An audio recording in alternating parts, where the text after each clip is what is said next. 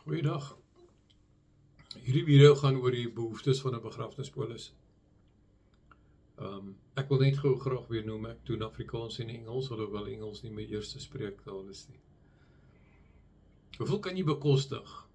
Die verteenwoordiger word beperk of aangesê deur die wetgewing van die FSCA dat hy moet sekere vrae aan die persoon maak om uit te vind of hy 'n polis kan bekostig. Dit is dieselfde soos wat jy 'n motor koop, is dieselfde soos wat jy 'n huis koop. Hoeveel kan 'n persoon bekostig op sy inkomste? So hy gaan jou vra vir jou inkomste, hy gaan jou uitgawes vat en hy gaan uitwerk wat is beskikbaar op die tafel, waarvan jy leef en wat is oortollig, en hy gaan sê, hoor hierso, ons kan werk so op 'n R300 of miskien 'n R250 polis. En dan kan hy jou behoeftes aanspreek wat jy as kliënt gaan hê om sekere mense dan nou te dek met hierdie polis. Staatsdienswerkers mag net 15% van hulle inkomste aan polisse betaal. So daai oefening gaan ook met 'n staatsdienswerker gedoen word. En gewoonlik is die betaalstrokie dan nou ook 'n moed daar, want hulle is baie streng rakende die feit dat jy mag nie oor daai 15% gaan nie. So die word die polis uitgegooi en jy kry nie dekking nie. 'n Verteenwoordiger sal jou ook vra oor jou behoeftes, om jou behoeftes uit te vind en om vir jou die voordele van die polis dan nou te gee.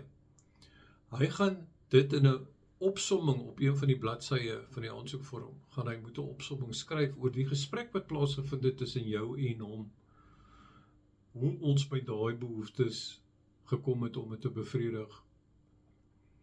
Hy gaan ook die aspekte van die polis wat belangrik is, gaan hy hanteer, en hy gaan dit noem vir jou as die kliënt, en dan weer eens moet hy 'n opsomming skryf oor die gesprek, hoe dit aan jou verduidelik het, dat jy gelukkig is daarmee, en jy aanvaar dit so. Want jy gaan daai aansoekvorm moet teken een of ander tyd. My volgende video sal gaan oor die ondertekening van die aansoekvorm. Hy gaan vir jou onder andere vra, en dit is volgens wetgewing, kanselleer jy 'n polis om hierdie ene op jou weer te kry? Dit geld vir polisse wat die afgelope 4 maande terug moontlik gekanselleer is of gestop is deur jou, of jy ook in die volgende 4 maande in die toekoms beplan om hierdie een te kanselleer. Jy gaan 'n antwoord moet antwoord, 'n vraag moet antwoord, ja of nee. Indien dit so sal wees, is die verteenwoordiger verplig om 'n vervangingsvorm in te vul, addisioneel met hierdie aansoekvorm vir die polis. 'n Vervangingsvorm is basies redes wat moet gegee word, hoekom jy hom wil vervang, hoekom hy nie meer 'n doel het in jou hele portefeulje nie. Ongelukkig is daar dan nou, baie keer verteenwoordigers wat eerder makliker gewys net, kanselleer 'n polis, ons skryf in die wene. Maar daai is dubbele koste vir die kliënt. Ek is nie 'n voorstander vir kansellasies nie, vervangings soos ons wil praat nie. Want jy het reeds koste gehad deur die maatskappy om daai polis op die boeke te kry, en jy het reeds kommissie betaal ook vir die agent, verteenwoordiger, makelaar. Nou kanselleer ons dit, en ons herhaal nou al daai koste weer.